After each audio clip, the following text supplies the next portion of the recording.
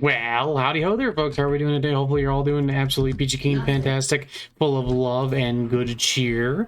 Here I am, yet again, being a space marine. Wow, this guy fell, and so did this guy. He fell pretty hard. He fell even harder. But yeah. So today, I wanted to talk a little bit about,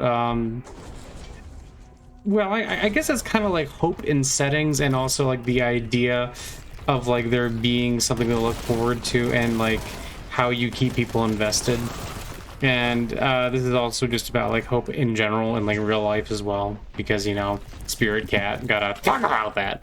Anyway, one of the things that I just recently done is I beat Fear and Hunger Termina. It took me ages, partially because I kept doing this thing where I would get interested in like Fear and Hunger in general for like a week at a time, and then I would play a little bit, and then I would go, oh man, this is kind of hard, and then I would just like, you know, kind of forget about its existence for a while, and then I would come back. I do this with a lot of franchises and things, honestly. Oh, well, one second. Cat position needs to be adjusted. There we go. My chair has been adjusted. I am now in a proper place. Wow. But you know, like I tend to do this thing where I get like really invested into like certain things for a little while, and then I'll end up switching around to something else. Like one of the main things, this is like one of the main reasons it's so hard for me to like collect a single army in like 40k or Age of Sigmar, is because what tends to happen is I'll get super invested in a faction for like a week, or for like a couple weeks, sometimes even like as much as a month, you know. I walked right into that. Very good. Good Marine. You know, I'll basically do that all the time, and I'll do these things where I'll get hyper invested in a game for a little bit, and then I'll be like, wow, wow, wow, wow, wow, and then all of a sudden just be like, okay, yeah, I don't care anymore. Like, it's happened quite frequently. There are some things that I never really lose interest in, like, for instance, in 40k, it's like orcs. And, you know, I always like playing Elden Ring and Dark Souls type games and things like that. That I never really truly lose interest in, but like different things will call to me at different times, I guess is a good way to put it. And as I was playing through Fear and Hunger Termina, what I realized is that the setting in Termina feels a little bit more hopeful. I don't really want to get too much into like spoilers and why I think it's more hopeful than, you know, the first game, but you know, there's reasons behind it. There's more kind of god stuff and some stuff at the end, depending on the ending you get, that's much more hopeful than say the first game, where basically just a lot of bad stuff seems to happen. And you know, I don't even know how much people care about spoilers, but I'm trying to be a good kitty cat and be nice. But the thing about it is, I realized that one of the things that has happened to me with 40k is I've kind of lost a lot of interest in it over time. Or I'm still interested in 40k, but like as a setting, I have not been as involved with 40k as I have been with, you know, like Warhammer Fantasy or Age of Sigmar or my own stuff. Of course, my own stuff is, you know, of course it's going to appeal to me. It's literally written to be appealing to me. But and what had occurred to me is, if you're in a situation, and the main thing that kept coming back was 40k feels like a situation in which there is no real hope. It feels like the bad guys have won in terms of like the Imperium, and that there's not really any way around that, and that if you just want to get like right into it, it seems to me that it doesn't really matter who wins in 40k. Everybody's kind of a bastard. Maybe living under the Tau would be a little bit better than living under the Imperium. I mean, well, actually probably a good bit better. But for at least a lot of people, like especially people on the lower end. But most of these factions are pretty hideous, doing a lot of bad guy things. And I mean, even the Tau, which I like that they're at least a little bit more goody-goody, but they're not really goody-goody because they do manipulation and mind control probably and other things, and it's like a whole thing of a who's it, right? So, you know, they're not really goody-goodies. They're just slightly better than some of the guys around them, which is kind of an interesting thing to be in, I suppose. But still, in a setting where everything starts to feel like it doesn't really matter, it gets kind of hard for me to get invested in it. It's sort of similar to how I realized that I was more willing to push through and finish Fear and Hunger Termina because I already knew about the endings. Because the reason I tend to go back to those games because I'll randomly start watching a bunch of stuff on YouTube about them. And I'll be like, yeah, you know, there's some interesting stuff there, some dark stuff, and I feel like dark things are a great place to introduce hope, introduce the love of God and all that good stuff, you know. Slicey, very good. But, and what I realized is comparing the two of them is like part of the reason I like Fear and Hunger Termina is because it feels like there's, at least with some of the endings, there's more hope. It's not just, oh, and now your choice is be a bastard or die. Which would you prefer? And it's like, yeah, I don't want to really have to sit there and be like, oh yes, be a bastard or die. Now, this is one of the main reasons that it was just like got harder and harder to care about like 40k lore. Every time there was a new development, some of which were pretty good. I kind of like that they introduced female custodians, although, to be perfectly honest with you, we should all know that the only reason they did that is because they're going to release female custodians models. That's literally the only reason, and this setting gets retconned all the time. I don't know. It's pretty hard to care about the consistency of Warhammer lore when they almost seem to be deliberately making it constantly retconned. It's kind of weird. What should I do? Oh, let's do Heavy Bolter.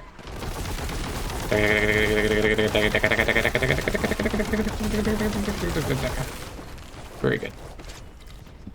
And you know, but when you go to a setting and even like the good guy, the one guy that's like bringing hope, it's our like, you know, like you could have hope in like in the afterlife, you know, like the Emperor is like such a dickhead, man. Like you read those old, I read any of those old Horus Heresy books where the Emperor's in them, or even, you know, like the Dark Imperium books. I'm just like, man, this guy sucks.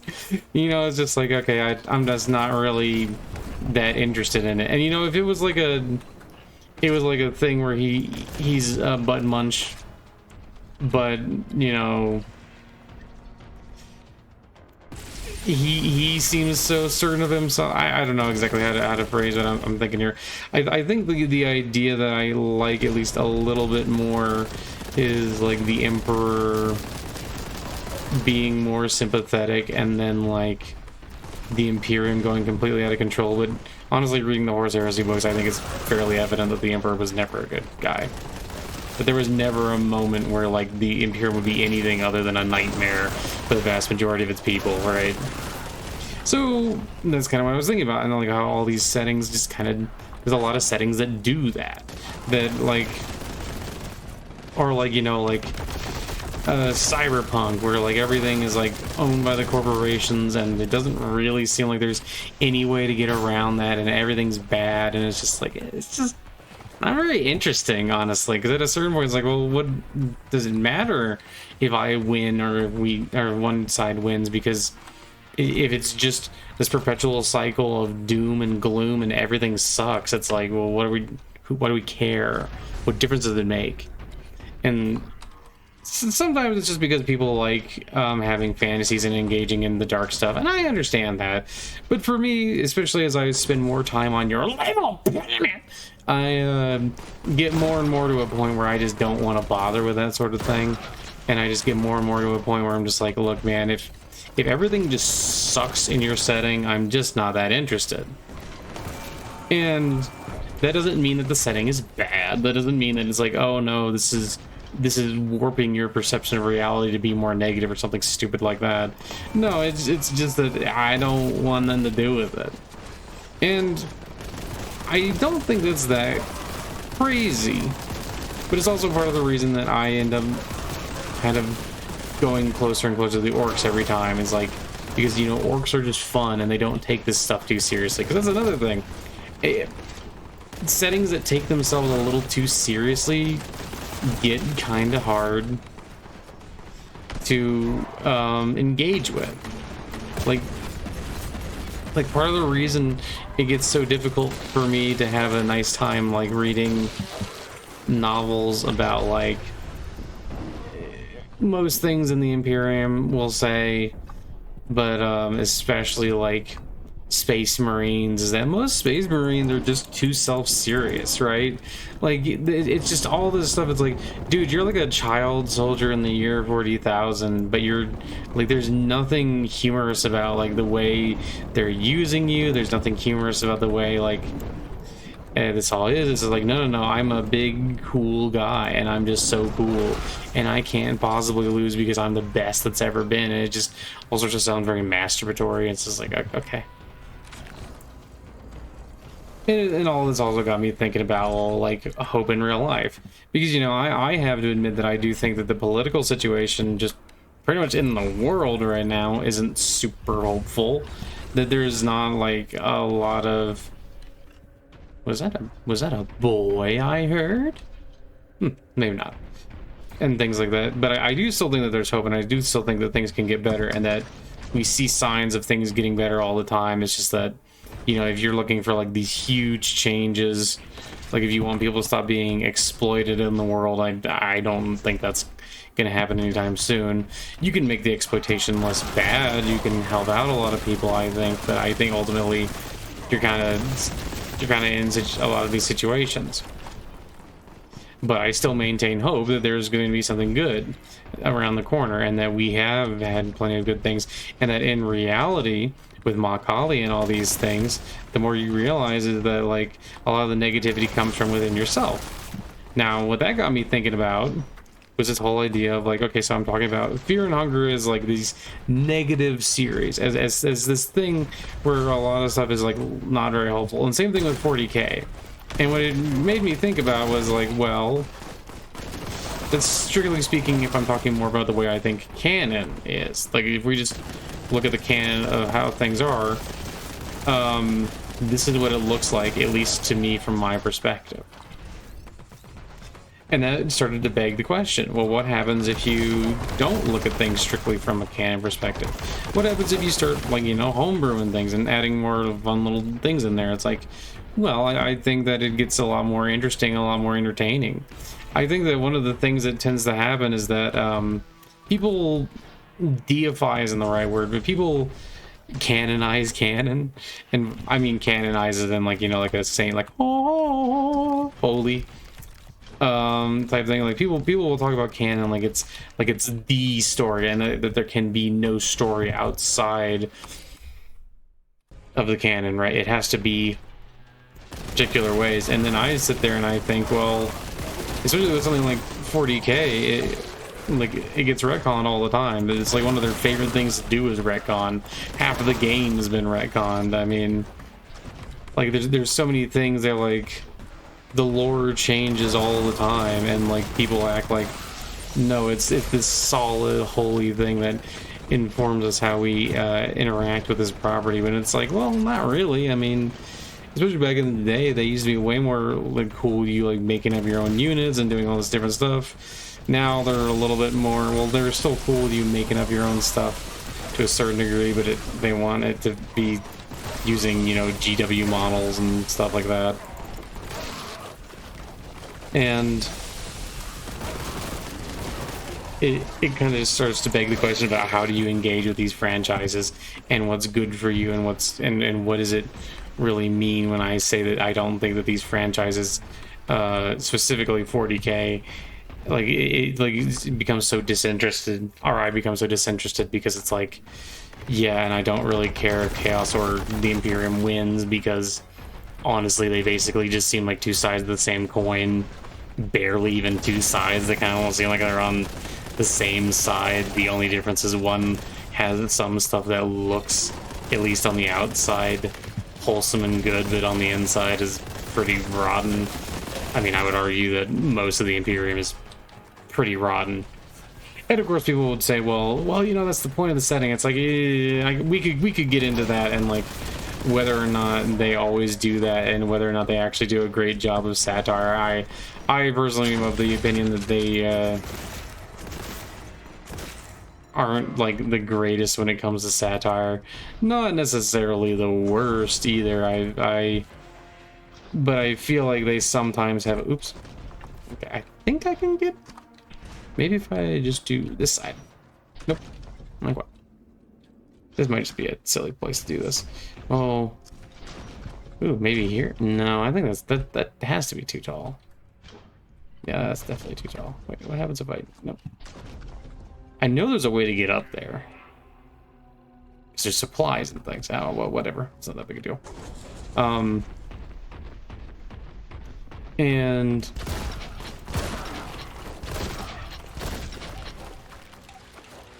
eventually this all kind of tied back to the idea of, like, scripture, right? Like...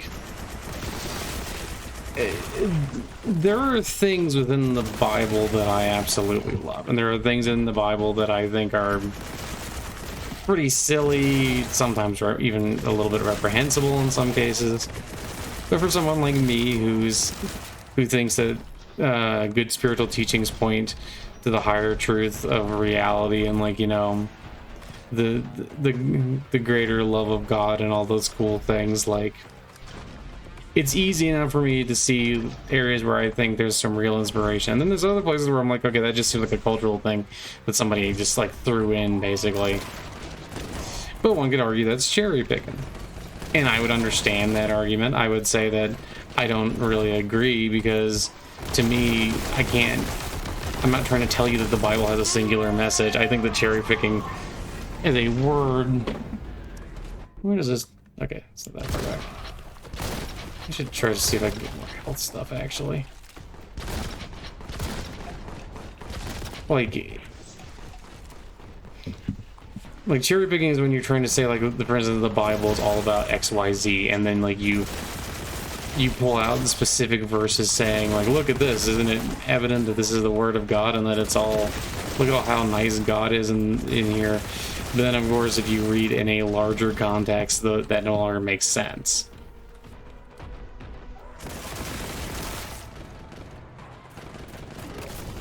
Oh, that's a crack grenade. I keep using those. I really need to get some more health. You know, but the Bible is a book with a lot of hope in some parts, and I think it's actually pretty clear that the Bible's not just one voice if you read through it. I think there's definitely areas where you can see that, like, for instance, the response to suffering, I think you can kind of see that there's definitely different ideas about, like... See, I should totally be able to make that, it feels like. See, because I can make this, so why can't I make this? Unless it's... Like, look at that, like... Not really long... Oh, there we go. I knew we could do it! You just gotta believe! Oh, wait, no. But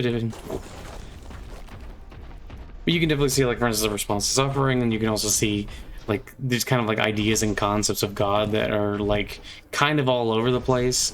I tend to argue the same thing about the Vedas, where I think that, like, the Rig Vedas are weird because they present multiple different kind of ideas about what God is and, like, what the point of religion is and all these other things.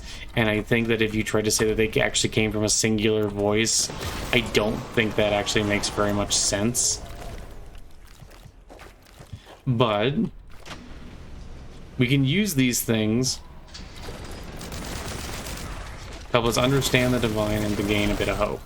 So what I was kind of thinking is, well, why can't I just take some 40k stuff, not really worry as much about, like, the parts that I'm not a big fan of, and simply engage with the setting as something that would give me, you know, more things to talk about in terms of hope and things like that. And, you know, just not worry about the canon. And I think that the canon is useful in the sense that multiple people can interact with you easier if you have, like, a agreed upon canon, right? Like, one of the reasons that 40k as a hobby is nice for stuff like that is because there is a largely agreed upon canon where you can see, like, different thoughts and things like that, and, like, how different ideas come together, and there's largely agreed upon things. Like, you can go to, like, lore channels or go to, like, lore Reddits or subreddits, I guess, or whatever you want, and there's largely agreed upon things. But there's also things where people are, like, you know, you can kind of see they're not exactly fudging the lore, but they're kind of, like, have their own interpretation of something. And you know, a lot of people do that. I think that you can find hope and love anywhere, and that you can find the glory of God anywhere. Even in something like 40K, even in something like Fear and Hunger, you can see the little ideas and how they can be brought about, right? So why not engage in a setting in a way that makes more sense to you, or that like brings about the feelings you like?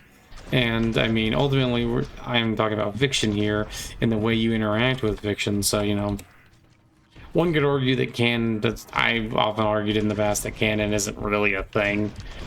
Canon is just like a tool that we use to make it so that we can interact with the same property in ways where we can all still kind of understand what's going on. But at the same time, like, if you really get down to it, people will like interpret canon. Like you can both read the exact same book and have people interpret things in wildly different ways, and sometimes you'll have more context than another person will in terms of like canon or like lore or whatever. Hey, ow, rude. But yeah, why not interpret canon in ways that are more hopeful?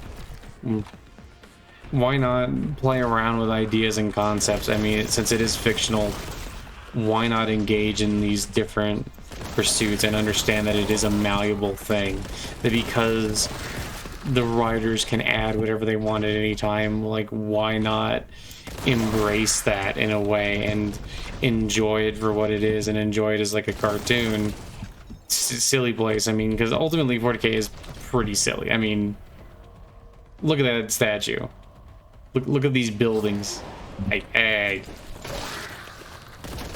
A lot of this is pretty silly. Look at these demons. I've always thought a lot of the Canon Zinch demons, like the horrors and stuff like that, look pretty silly. But, you know, why not engage in a way that's fun for you personally and really kind of enjoy that? And what I realized is that I was putting too much time thinking about the way canon actually was and trying to make my individual little thoughts or like my fantasies fit into canon, rather than saying screw canon, let's just have fun with it. And then I find that if I just start having fun with it and just start doing my own thing, it seems like it's just a much better experience overall for me, and probably for other people too. I mean, there's also such a thing as engaging with a canon or a setting too much. I honestly think that reading 40 some odd Horus Heresy books was a terrible way to engage with the setting, and playing as much tabletop 40K as I did when I wasn't really having a great time with it was also a great way to mess with the setting. And then on top of that, to have this setting where it seemed like everything is just bad didn't really feel after a while. But then it's like, why not have something where it's just more hopeful and more fun? And I mean, I personally find that like there's something very cathartic and good in like a good guy, or like someone who, or you know, good gal, good person, good non-binary they them in engaging with and beating darkness, or overcoming darkness wherever it rears its head, and also embracing it and understanding that it's there, and that doesn't mean that you have to like lose hope. Not I mean Jimmy Dean. Oh yeah, there we go. No, I could. Hey, go to the window, please. They're not all coming out to the window. Okay, I gotta shoot something. But yeah, I don't know. These are just a bunch of thoughts that I've been having recently and thinking about it, and I felt like sharing. I thought maybe some of you guys would find it interesting, and hopefully you do, and hopefully you have a wonderful day. And remember that, like, I think that you should be careful about engaging in too much negativity or negative media. It really can mess with your head. And B, I just wanted to say, yeah, you know, I think even in a setting like 40K, you can make hope even if it doesn't seem like there's any on the future. I'm sorry, not on the future. On the surface. So this is what I wanted to share today, and I hope that you guys enjoyed it, and I hope that You all have an absolutely wonderful day, and I hope that you know that I love you and God loves you. And bye bye, I love you, bye.